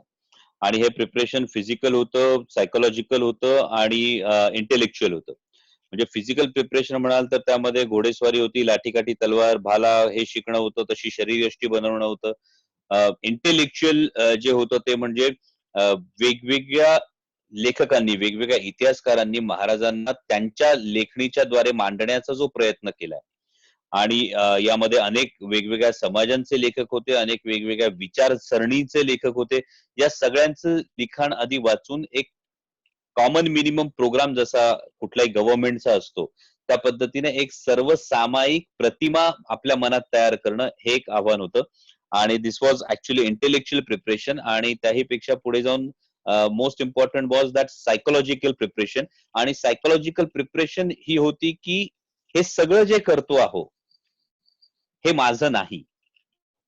म्हणजे हे सगळं होत असताना याच्याकडे त्रयस्थतेने बघता येणं, मला वाटतं दॅट वॉज सायकोलॉजिकल प्रिपरेशन. म्हणजे आता सुद्धा जेव्हा हे आपण वेगवेगळ्या स्टेजला म्हणतो की एखादी मालिका खूप प्रसिद्धीच्या शिखरावर असते आणि ती शिखरावरून जेव्हा खाली उतरते तेव्हा त्याच्याकडे सुद्धा आता त्रयस्थतेने बघता येतं. जेव्हा राजकीय यश मिळतं तेव्हा ते राजकीय यशाकडे सुद्धा त्रयस्थतेने बघता येतं, ते अपयशाकडे सुद्धा तेवढ्याच त्रयस्थतेने बघता येतं. That was that psychological preparation. मला वाटतं याचा उपयोग मला आजही होतो की इदम न मम किंवा गुंत्यात साऱ्या गुंतून या पाय माझा मोकळा, ही जी कायम भावना आपल्या मनात असली पाहिजे, ती भावना त्या सायकोलॉजिकल प्रिपरेशनने त्यावेळी झाली. So it was physical, intellectual and psychological preparation. Doctor साहेब, तुम्हाला असं वाटतं का की आता तानाजी पिक्चर आला, फत्ते शिकस्ता किंवा आपली मालिका आली, तर इतिहासातील शिवाजी महाराज आणि संभाजी महाराज त्यानंतर मराठी शाहीचा इतिहास, ज्याला आपण आता पानिपत सुद्धा पिक्चर आला, किंवा हे सगळे जे पिक्चर येतात याला चांगले दिवस आलेत असं वाटतं का? आणि मग या ऐतिहासिक मालिका किंवा चित्रपट करताना प्रचंड खर्च येतो, तर हे जे अर्थकरण आहे ह्या मराठी माणसांना, ह्या उद्योजकांना खरं तर कळलं पाहिजे. कारण मला असं वाटतं की साऊथ मधली फिल्म इंडस्ट्री व्यावसायिक दृष्ट्या नफ्यात आहे. आपण कल्चरल ट्रान्सफॉर्मेशन, सांस्कृतिक बदल म्हणून आपण या सगळ्या उद्योजकांना चित्रपट मालिकाचं अर्थकरण आणि त्याच्या मागे पाठीमागं उभं राहण्यासाठी आपण काही चर्चा करू शकतो का या विषयावर? नक्कीच दादा, यामध्ये बेसिकली दोन गोष्टी आपण लक्षात घेतल्या पाहिजेत की सिनेमा आणि मालिका या दोन गोष्टींचं अर्थकारण हे त्या मानाने वेगळं आहे. सिनेमाच्या अर्थकारणामध्ये सगळ्यात मोठी अडचण आत्ताच्या काळात जी आहे ती म्हणजे आपण जी एक टेरिटरी आहे ही बॉलिवूडच्या फिल्म बरोबर शेअर करतो. आणि बॉलिवूडच्या बरोबर. फिल्म बरोबर जेव्हा आपण टेरिटरी शेअर करतो तेव्हा बॉलिवूडचा असणारा एकूण पब्लिसिटीसाठी असणारं बजेट हे मराठी सिनेमाचं मेकिंगच्या बजेटच्या सुद्धा कितीतरी पटीने अधिक असतं. यामध्ये फिक्स इन्कम सोर्स म्हटलं तर डेली सोप हा एक फिक्स दैनंदिन मालिका जी आहे, यामध्ये साधारण असं असतं की चॅनल तुम्हाला एक अमाऊंट ठरवतं, याच्यामध्ये निगोशिएशन होतात. या निगोशिएशन मध्ये चॅनल आपल्याला एक अमाऊंट ठरवते की तुम्ही पर एपिसोड ही साधारणतः हा तुमचा खर्च आणि त्यानुसार आपल्याला ती मालिका बनवायची असते. अनेक जण जेव्हा स्वराज्य रक्षक संभाजी मालिका सुरू होती तेव्हा अनेक जण मला सांगत होते की आम्हाला आणखी वॉर सिक्वेन्सेस बघायचे आहेत, आम्हाला आणखी वेगळ्या काही गोष्टी बघायच्यात. पण त्यावेळी अडचण ही असते की टीव्ही शोज किंवा दैनंदिन मालिका ही संपूर्णपणे टीआरपी या बेसिसवर अवलंबून असते. आणि एक विशेष सर्कल आहे. टीआरपी असेल तर प्रायोजक येतात, प्रायोजक असतील तर वाहिनीला फायदा होतो, जर वाहिनीला फायदा होणार असेल तर वाहिनी ती मालिका सुरू ठेवते. हे विशेष सर्कल आहे. यामध्ये टीआरपी वाढला म्हणून निर्मात्याला फार मोठ्या प्रमाणावर फायदा होतो असं अजिबात होत नाही. टीआरपी इन्सेंटिव्ह जे असतात ते अत्यंत थोडे असतात, त्यामुळे हे गणित आपल्याला खूप नीट आधीपासून बांधावं लागतं. त्यामुळे एंटरप्रेनर म्हणून याच्यातले धोके सुद्धा आपण जर समजून घेतले तर साधारणपणे सर्वसाधारणपणे 18 ते 20% या दरामध्ये जो इन्व्हेस्टर असतो त्या इन्व्हेस्टरला 18 ते 20% या दरामध्ये परतावा मिळू शकतो. ही एक बिझनेस ऑपॉर्च्युनिटी या डेली सोप मध्ये आहे. पण या डेली सोप मध्ये ही बिझनेस ऑपॉर्च्युनिटी बघत असताना समोरचा माणूस हा तितकाच क्लीन याने तुमच्यापर्यंत येईल ही एक गोष्ट आहे. यामध्ये आपण एक डेफिनेटली कॉमन ऑडिटरच्या दृष्टिकोनातून ही गोष्ट होऊ शकते. याची थोडीशी माहिती घेतल्यानंतर यात जर आपण आलो तर हा एक मोठा सोर्स आहे. आज इंडस्ट्रीमध्ये मॅक्सिमम फायनान्सर्स जे कोणी असतील हे मॅक्सिमम फायनान्सर्स हे खरं तर I should not quote any समाज, पण गुजराती समाजाचे फार मोठ्या प्रमाणावर फायनान्सर्स आज याच्यामध्ये आजही इंडस्ट्रीला फायनान्स म्हणून करतात. तर इंडस्ट्रीला फायनान्सर म्हणून येणं हा एक फार महत्वाचा एक भाग असू शकतो. जो आपण सिनेमाचा विषय घेतो या सिनेमाच्या विषयामध्ये दुर्दैवानं चित्रपटसृष्टीत जशी चांगली काही माणसं आहेत तशी काही तात्कालीन फायदा उचलणारी काही माणसं आहेत ज्यांच्यामुळे काही अंशी सिनेमा सृष्टी ही बदनाम झालेली आहे. त्यामुळे सिनेमाचा जो रिटर्न असतो हा सिनेमाचा रिटर्न हा बऱ्यापैकी अधांतरी रिटर्न आहे, अनिश्चितता आहे. सिनेमा चालला तर त्याचा तो रिटर्न नक्की येणार आहे. त्यामुळे आपण कोणत्या विषयासाठी इन्व्हेस्ट करत आहात ही फार महत्वाची गोष्ट आहे. कारण होतं असं एक सैराट बनतो, एक सैराट बनल्यानंतर त्याचा कोट्यवधीचा आकडा समोर येतो, पण हा कोट्यवधीचा आकडा हा त्या निर्मात्यापर्यंत आलेला नसतो. त्यामध्ये वाहिनी असते, त्यामध्ये डिस्ट्रीब्युटर्स असतात, त्यामध्ये इतर अनेक खर्च असतात, त्यामध्ये पब्लिसिटीचे खर्च असतात. आपल्या समोर येताना फक्त आकडा येतो आणि कधी कधी आपल्यापर्यंत एखादा माणूस येतो, बघा मराठी सिनेमा 100 कोटीचा धंदा करतोय, आपण इन्व्हेस्ट करा. इन्व्हेस्ट जरूर करा, फक्त डोळसपणे हा व्यवसाय पूर्णपणे समजून घेऊन केवळ अनेक लोक असे आहेत जे खूप जेन्युइनली हा व्यवसाय करतायत. त्यामुळे त्यांच्या सल्ल्यानं चित्रपट सृष्टीमध्ये जात असताना मालिका सृष्टीत जात असताना हे दोन वेगळे व्यवसाय लक्षात ठेवावं. आणि या पद्धतीनं जर डोळसपणे आपण या व्यवसायात आलो तर नेमका त्यासाठी मेकिंगचा खर्च किती, नेमका त्यासाठी पब्लिसिटीचा खर्च किती, नेमकी त्यासाठीची डिस्ट्रीब्युशन चेन काय आहे, या गोष्टींचा विचार करून आपण जर उतरलो तर एक मोठं नेटवर्क उभं राहू शकतं. आज मराठी चित्रपट सृष्टी सगळ्यात जास्त कुठे अडकली असेल तर मराठी चित्रपट सृष्टीला आज डिस्ट्रीब्युशन चेन नाही. त्यामुळे एक्झिबिटर्स किंवा डिस्ट्रीब्युशन चेन हा एक फार मोठा सोर्स किंवा एक फार मोठं क्षेत्र अजूनही आपल्याला खुणावू शकतं, आपल्याला अजूनही ते बोलावू शकतं. आणि या माध्यमातून एक डिस्ट्रीब्युशन चेन जर उभी राहिली तर मराठी चित्रपटांना एक वेगळे दिवस नक्कीच येऊ शकतात. दाक्षिणात्य चित्रपटांना ज्या पद्धतीनं ज्यांच्या त्या भाषेवर प्रेम करणं आहे त्यापेक्षा आपल्याकडे मात्र बऱ्याचदा आपण सिरियल हिट होतात, आपण एक बघत असाल सिरियल हिट होतात का, तर त्या तुमच्या दिवाणखान्यात फ्री मध्ये येतात. तसं चित्रपटांना जोपर्यंत आपण स्वतःहून जाऊन बघत नाही, जोपर्यंत आपण त्याला एक सपोर्ट सिस्टम क्रिएट करत नाही तोपर्यंत याला वेळ लागेल. पण दुसरी एक गोष्ट, काही जण मोठेपणाच्या हव्यासापोटी काही जण मृगजळ बघून सुद्धा उड्या मारतात आणि एकाला ठेच लागली की इथे पुढच्याच ठेच मागचा शहाणा नाहीये. चित्रपट सृष्टीत एकाला ठेच बाकीचे 10 प्रोड्युसर बाजूला असा हा प्रकार आहे. त्यामुळे जर डोळसपणे आपण या व्यवसायाचा विचार केला तर हा सुद्धा एक अत्यंत चांगला फायनान्शियल रिटर्न्स देऊ शकणारा व्यवसाय आहे. फक्त आपण इन्व्हेस्ट कुठे करतो हे फार जाणून बुजून आणि पाहून घ्यावं लागेल. डॉक्टर साहेब, थोडासा जोडून प्रश्न असा आहे की ह्या ज्या सिरियल चालू असतात, हे जे चित्रपट येतात, याच्यातनं इथलं एक सांस्कृतिकीकरण चालतं. समाजाच्या मधला विचारसरणी असेल किंवा तिची वागणूक असेल, किंवा आता ज्या सिरियल येत आहेत त्या सिरियलच्या माध्यमातून घरामध्ये अनेक गोष्टी शिजल्या जातात. आता कथा कादंबऱ्या वाचण्याची सवय लोकांना जवळपास मोडकळीस आलेली आहे, कारण व्हिज्युअल आहे, ऑडिओ आहे. त्यामुळे सरळ सरळ टीव्ही लावणे आणि सिरियल बघणे, आता वेब सिरियल सुद्धा खूप फेमस झालेले आहेत. तर या सांस्कृतिकीकरणाच्या दृष्टीने आपल्या बहुजन समाजातल्या लोकांनी या चित्रपट आणि सिरियलकडे कशा नजरेने पाहावं, कारण मला मात्र पुढचा सामाजिक धोका फार वेगळा दिसतो. आणि म्हणून याच्याकडे आपल्या खूप पैसे कमावणारे लोक आहेत, परंतु त्यांना सांस्कृतिकीकरणाचा एक विषय आपल्याला लक्षात आणून दिला पाहिजे. वेळ कमी होत चाललाय, तरी पण जोडून एक प्रश्न असा आहे की दक्षिणेतल्या चित्रपटाबद्दल बोलत असताना तिथले अभिनेते नेते होतात, आणि आता तुम्ही महाराष्ट्रामध्ये अभिनेत्याचे नेते झालात. महाराष्ट्रावर दोन्ही प्रकारचं गारुड आहे तुमचं. You are very popular in both the ways. आणि सगळ्यात महत्वाची गोष्ट अशी आहे डॉक्टर साहेब, की तुमचं संसदेमधलं गाजलेलं पहिलं भाषण, ज्याचा धक्का अमित शहा आणि मोदींनी सुद्धा घेतला, त्याच्यावर पण बोलावं, कारण आता वेळ कमी होत चाललेली, म्हणून ते सुद्धा खूप गरजेचं आहे, कारण तुमचा प्रवास पार्लिमेंट पर्यंत झालाय आणि we are all proud of. Thank you दादा. याच्यामध्ये महत्वाचा मुद्दा असं सांगेन की खरं तर असं एक कायम आतापर्यंत म्हणणं होतं की real life influences real life and real life influences real life.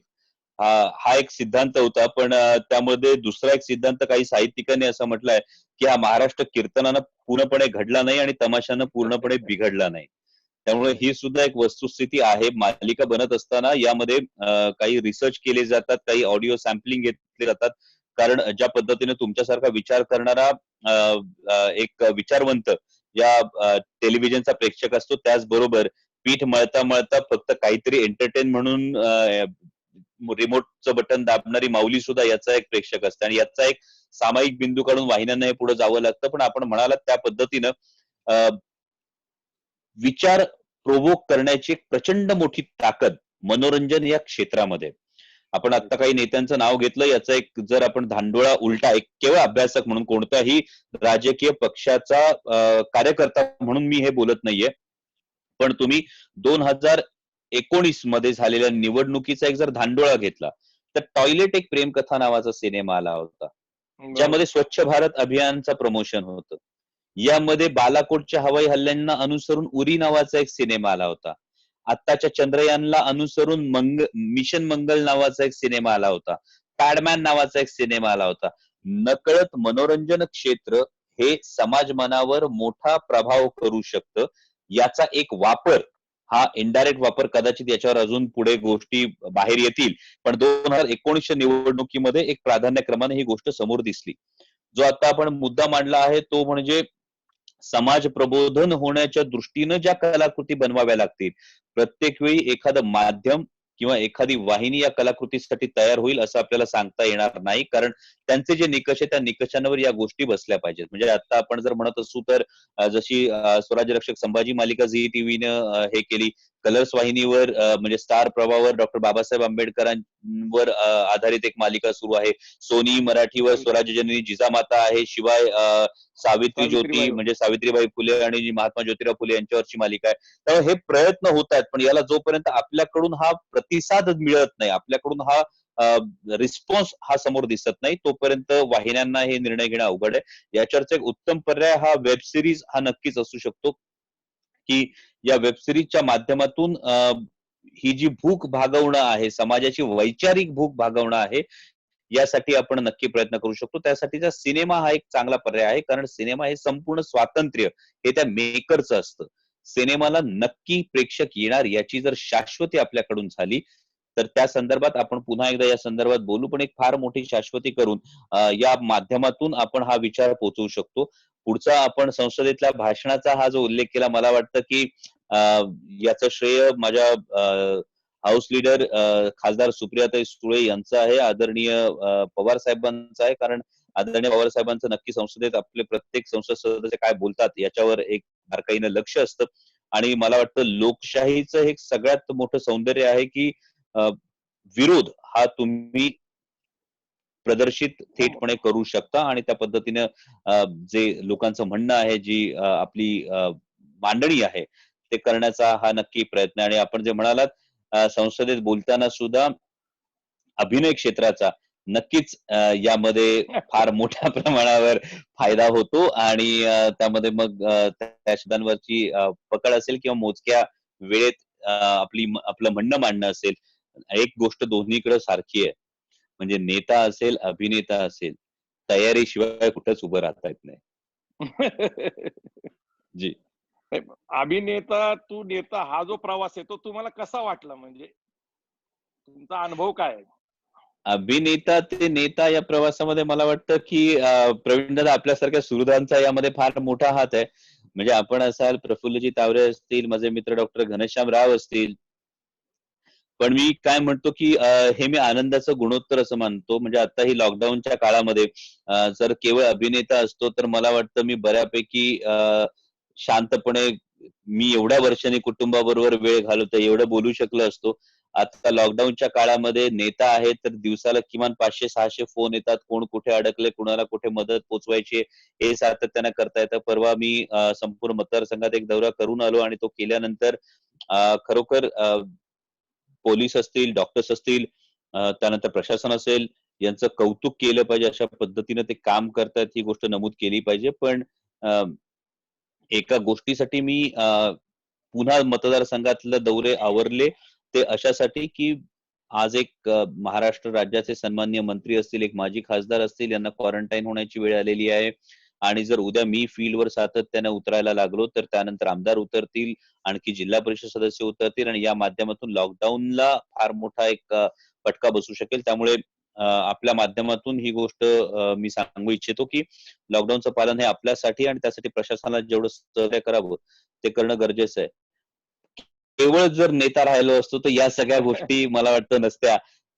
केवळ अभिनेता राहिलो असतो तर. पण जेव्हा तुम्ही समाजकारणामध्ये येता तेव्हा या सगळ्या गोष्टींचं भान आणि या सगळ्या गोष्टी तुम्हाला सातत्यानं करत जाव्या लागतात. आणि त्याचबरोबर आता जगदंब प्रतिष्ठानच्या माध्यमातून हे मी अभिमानानं नमूद करेन की मी एक आवाहन केलं होतं दादा सोशल मीडियाच्या माध्यमातून, की माझी कायम एक धारणा अशी आहे की पोटाला लागतं ते केवळ ही ओंजळ भरेल एवढंच लागतं. एकदा ती ओंजळ भरली का त्या ओंजळीतलं खाली सांडतं आणि ते मातीत पडतं. तर ते खाली जाऊन मातीत पडून मातीमोल होण्यापेक्षा दुसऱ्या कुणाच्या जर ओंजळीत टाकता आलं तर ही भावना अत्यंत महत्वाची आहे. नंदुशेठ आपल्याला आपण सहमत आहात हे पाहतोय मी, पण ही भावना खरंच अत्यंत महत्वाची आहे आणि मी खरंच महाराष्ट्रभरातल्या सगळ्यांचं मी यासाठी आभार मानेन की केवळ एका सोशल मीडियाच्या म्हणजे माणूस की जिवंत असल्याचे लक्षण आहे. केवळ सोशल मीडियाच्या एका आवाहनातून आज 5,500 कुटुंबांच्या घरी चूल पेटण्याची सोय झालेली. एक साधं आवाहन होतं की 700 रुपये आपण जगदंब प्रतिष्ठानला डोनेट करून आपण एका कुटुंबाच्या किराण्याची व्यवस्था करू शकता. आज 5,500 कुटुंबांची ही सोय झालेली आहे. आपण त्या माध्यमातून आज पोलिसांसाठी मोबाईल क्लिनिक सुरू केलेले आहेत आणि याच माध्यमातून आणखी जास्तीत जास्त कुटुंबांची भूक भागवण्याचा, ही चूल पेटवण्याचा हा प्रयत्न आज पुणे जिल्हा परिषदेच्या माध्यमातून असेल. विशेषतः आपल्यातले जे बांधकाम व्यावसायिक असतील त्यांना याची कल्पना असेल की बांधकाम कामगार कल्याणकारी मंडळाच्या माध्यमातून क्रेडाईनी किचन सुरू केलेलं आहे. चाकणमध्येच हे किचन आहे आणि जवळपास 16,000 बांधकाम कामगारांचे, जिथे आता केवळ नोंदणीकृत नाही तर अनोंदणीकृत सुद्धा बांधकाम कामगारांच्या जेवणाची सोय या किचनच्या माध्यमातून केली. हा अत्यंत स्तुत्य उपक्रम आहे. पुणे जिल्हा परिषदेच्या माध्यमातून शरद भोजन योजना जी राबवण्यात येते ही चांगली गोष्ट. मदतीचा ओघ हा सगळीकडून येतोय आणि या माध्यमातून जगदंब प्रतिष्ठानच्या माध्यमातून आज 5,500 कुटुंबांपर्यंत पोहोचण्याचं, त्यांच्या घरी चूल पेटवण्याची जी एक संधी मायबाप जनतेनेच दिली, याबद्दल सगळ्यांचे खरंच आभार मानले पाहिजेत. केवळ अभिनेता असतो तर हे शक्य झालं नसतं. आणि याच माध्यमातून जेव्हा सांगलीला मगाशी मला वाटलं तेजराजजींनी उल्लेख केला सांगलीच्या महापुराचा, तर सांगलीच्या महापुराच्या वेळी जेव्हा असं आवाहन केलं होतं तेव्हा ही अभिमानाची गोष्ट आहे शिरूर लोकसभा मतदारसंघातल्या प्रत्येक नागरिकासाठी की एका दिवसात तब्बल 1,00,000 भाकरी, एक भाकर पूरग्रस्तांसाठी आपण हे आवाहन केलं होतं आणि दुसऱ्याच दिवशी तब्बल 1,00,000 भाकरी घेऊन इस्लामपूरला मी पोहोचू शकलो होतो. हे जनतेचं प्रेम आणि जेव्हा आपल्यावर आपण विश्वास टाकतो तेव्हा त्याची परिणिती असं एक मोठं काहीतरी क्रिएट होण्यामध्ये होते. मला वाटतं केवळ अभिनेता असतो तर हे सुख मिळालं नसतं. नेता म्हणता येत नाही, पण सामाजिक कार्यकर्ता म्हटलं तर नक्कीच हे सुख मिळतं. डॉक्टर साहेब, माझा शेवटचा प्रश्न आहे की सगळ्यांचीच इच्छा आहे की तुम्ही इथं आहात, सगळे आता जवळपास 5-6 हजार लोक आपल्याला बघतायत. त्यांची इच्छा आहे की तुमचा आवडता संभाजी महाराज किंवा शिवाजी महाराज या मालिकेतला आवडता डायलॉग, कारण त्या डायलॉग मध्ये जो दम असतो त्या आवाजामध्ये, तो एकदा जर तुम्ही म्हटला तर मला असं वाटतं की माझं जे काही विवेचन होतं किंवा आपल्याला समजून घ्यायचं होतं आणि एकदा जगदंब होऊन द्या. मी नक्कीच या भावनेचा आदर करतो दादा, पण आपल्याला जसं माहिती आहे तसं आतापर्यंत हे एक पथ्य हे सातत्यानं पाळलेलं आहे की त्या व्यक्तिरेखेला जर मी मनाच्या देवाऱ्यात ठेवतो तर तो पूर्ण पेहराव असल्याशिवाय, तो पूर्ण गेटअप आणि मेकअप असल्याशिवाय ते डायलॉग्स हे कधीच म्हणताना मी तुम्हाला आतापर्यंत सापडलं नसेल. त्यामुळे मी त्याबद्दल आपली सर्वांची त्याबद्दल दिलगिरी व्यक्त करतो, कारण तो गेटअप नाही आणि ती केवळ नक्कल होऊ नये. ज्या व्यक्तिरेखेला मी काळजाच्या कप्प्यात जपतो, आपण सगळे आदर करतो, ते आपण सगळे ही भावना समजून घ्याल. पण एक माझी अत्यंत आवडती कविता आहे, मी जी कायम म्हणतो, विशेषतः लॉकडाऊनच्या काळामध्ये ही फार महत्वाची आहे. अनेक व्यवसायांना, अर्थव्यवस्थेला अनेक परिमाण नवीन लाभणार आहेत या कोरोनामुळे, लॉकडाऊन नंतर. मुळात कदाचित सरकारचे प्राधान्यक्रम हे पुढे बदलावे लागतील. अनेक व्यवसायांना वेगवेगळी गोष्ट समोर येतील. आता अगदी साधं उदाहरण म्हटलं तर एकूण खनिज तेलांच्या किमतीमध्ये घट आली आणि त्यामुळे ब्राझीलने त्यांचं इथेनॉल प्रोडक्शन कमी केलेलं. इथेनॉल प्रोडक्शन कमी केल्यामुळे ब्राझील जे 48% इथेनॉल प्रोडक्शन करत होता, ते आता इथेनॉल प्रोडक्शन कमी केल्यामुळे ब्राझीलने साखरेचं प्रोडक्शन वाढवलेलं आहे. आणि साखरेचं प्रोडक्शन वाढवल्यामुळे एकूण साखर उद्योगावर एक फार मोठं संकट आता तयार झालेलं आहे, कारण ब्राझीलची साखर आता मार्केटमध्ये येते आणि त्यामुळे भारतातल्या साखरेची जी मागणी ती कमी होऊन साखरेचे दर घटण्याची शक्यता निर्माण झालेली आहे. तसं कोरोनाच्या या संकटामध्ये जसं मी मगाशी म्हणालो होतो, संकटाच्या पाठीवर एक संधी असते. त्या पद्धतीनं अनेक आपण हे वाचत असू तर परप्रांतातले अनेक लोक हे आपापल्या घरी जात आहेत. अनेक लोक माघारी जातात, आपापल्या प्रांतात जातात.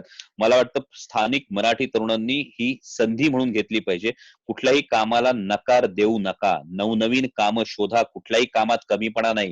म्हणजे माझी 5 एकर जमीन आहे आणि म्हणून मी कुठलंच काम करायचं नाही, मी बसायचं, ही प्रवृत्ती जर आपण सोडली आणि प्रत्येक कामाला जर आपण तयार झालो, तर या संकटानंतर जी एक इकॉलॉजी वेगळी सेट होईल, या वेगळ्या सेट होणाऱ्या इकॉलॉजी मध्ये मराठी तरुणांचं एक फार मोठं आणि फार वेगळं स्थान असणार आहे.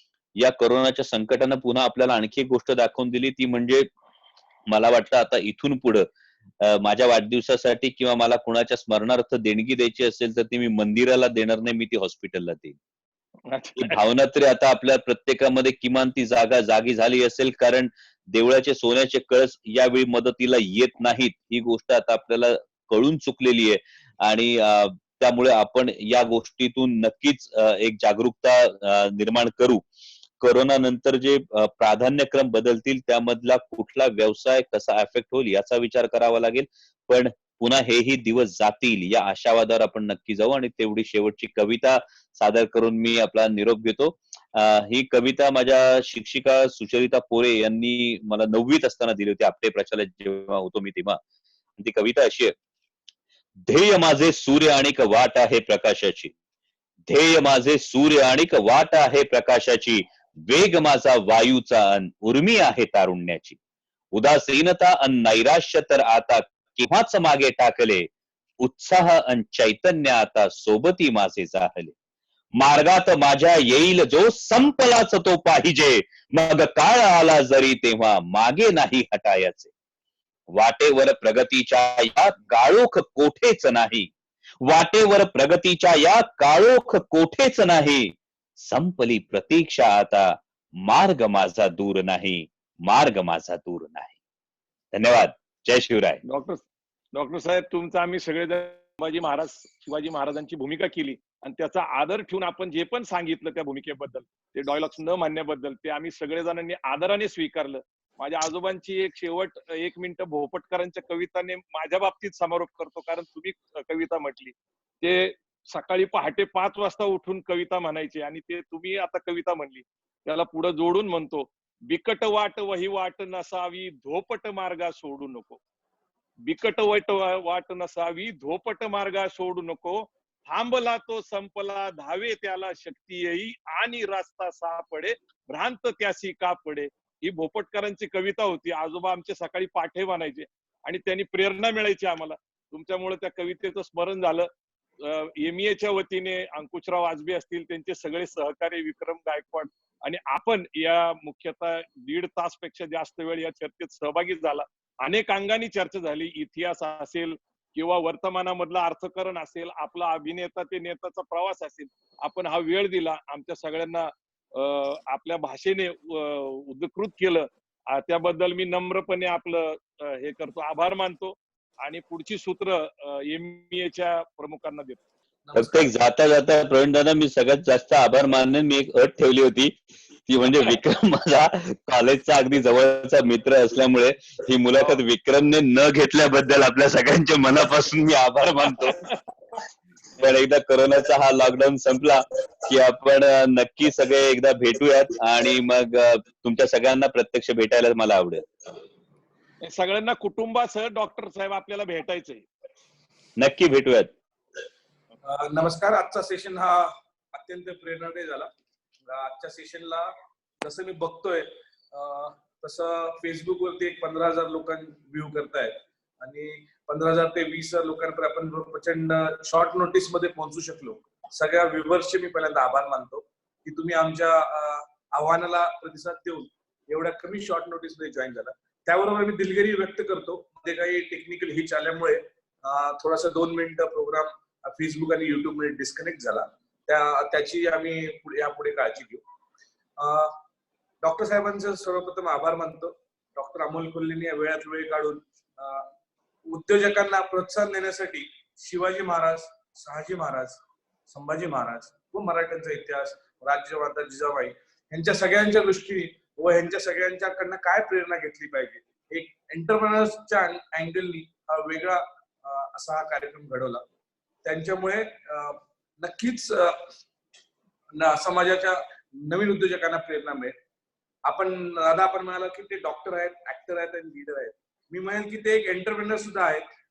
मालिका घडवत असताना त्यांनी काय प्रकारे त्यांना त्रास झाला तुम्ही जवळ बघितलाय आणि कशा जिद्दीने त्यांनी ह्या मालिका घडवल्यात त्याच्याबद्दल पण त्यांनी दादाने प्रश्न विचारले आणि मराठी चित्रपट सृष्टीकडे एक उद्योजकता म्हणून बघितली पाहिजे हा एक नवीन अँगल यामध्ये समोर आला. मी प्रवीण दादा गायकवाडांचा पण आभार मानतो की त्यांनी वेळात वेळ काढून कार्यक्रमासाठी वेळ दिला. अत्यंत सुंदर अशी एक मुलाखत डॉक्टर अमोल कोल्हेंची घेतली. एक वेगळे डॉक्टर अमोल कोल्हे आम्हाला बघायला मिळाले की त्यांनी काय स्ट्रगल केलाय, त्यांच्यामध्ये उद्योजकता करताना त्यांना काय अडचण आली व मराठी चित्रपट उद्योग हा किती अवघड आहे. त्याचबरोबर एमईए वेबिनार कमिटीचा आभार मानतो. दिवसेंदिवस आपण एक बार जो आहे तो उंचावत आहोत. गावडे साहेब, वाळके साहेब, तेजराज पाटील, सई बैरट, सायली, जगदाय साहेब, ज्ञानेश्वरी सगळ्यांचे मी आभार मानतो. याचबरोबर मी एमईए कमिटीचे आभार मानतो. आपण सगळ्यांनी प्रयत्न केल्यामुळे हा सुंदर वेबिनार घडला. धन्यवाद. सर्व सिटी चॅप्टर्सना मेंबरशिप एनकरेजमेंट करण्यासाठी हा वेबिनारचा आपण सोर्स म्हणून वापरतोय. तर मी सगळ्यांना अपील करतो की मेंबरशिप ड्राईव्ह पण आपला चालू राहू दे आणि आपण असेच कनेक्टेड राहू.